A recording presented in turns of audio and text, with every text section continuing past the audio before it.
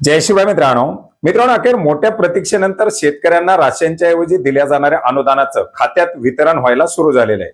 मित्रांनो, राज्यातील 14 आत्महत्याग्रस्त जिल्ह्यातील शेतकऱ्यांना राशनच्या ऐवजी अनुदान दिलं जातं।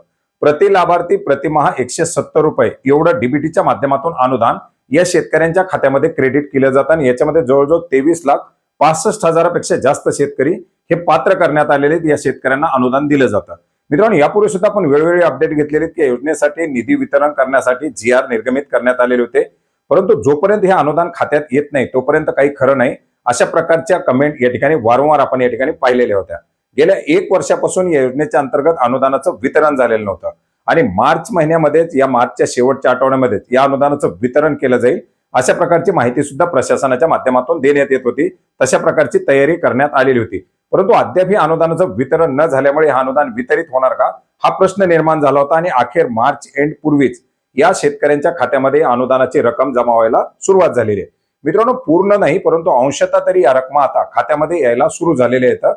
आपण जर या योजनेअंतर्गत पात्र असाल तर आपल्या खात्यामध्ये सुद्धा ही रक्कम क्रेडिट झालेली असू शकते। मित्रांनो, याची रक्कम जर क्रेडिट झालेली असेल तर खात्यामध्ये चेक कशी करायची हे सुद्धा आपण आता थोडक्यामध्ये पाहण्याचा प्रयत्न करणार आहोत। मित्रांनो, याच्यासाठी तुम्हाला काय करायचंय, PFMHच्या वेबसाईटवरती यायचं, PFMHच्या या संकेतस्थळावरती यायचे।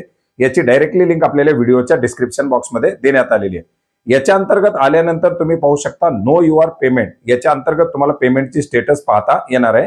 याच्यावरती क्लिक केल्यानंतर तुम्हाला काही माहिती विचारली जाणार आहे, ज्याच्या अंतर्गत तुम्हाला तुमच्या बँकेचं नाव सिलेक्ट करायचंय।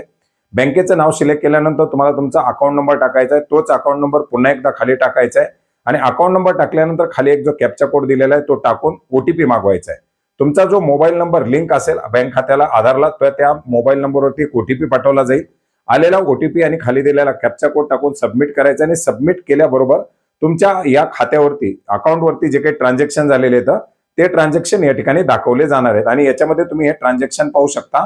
14 आत्महत्याग्रस्त जिल्ह्यातील शेतकऱ्यांना दिल्या जाणाऱ्या डीबीटीच्या अनुदानाचं वितरण, ती जी राबवली जाणारी योजना आहे आणि या योजनेच्या अंतर्गत केल्या गेलेल्या वितरणाच्या या स्टेटस तुम्ही या ठिकाणी पाहू शकता, ज्याच्यामध्ये आपण हे पाहू शकता स्टेटस याच्यामध्ये अनुदानाचं वितरण झालेलं आहे। मित्रांनो, अशाच प्रकारे तुम्ही सुद्धा तुमच्या अनुदानाचं ऑनलाईन पद्धतीनं स्टेटस चेक करू शकता।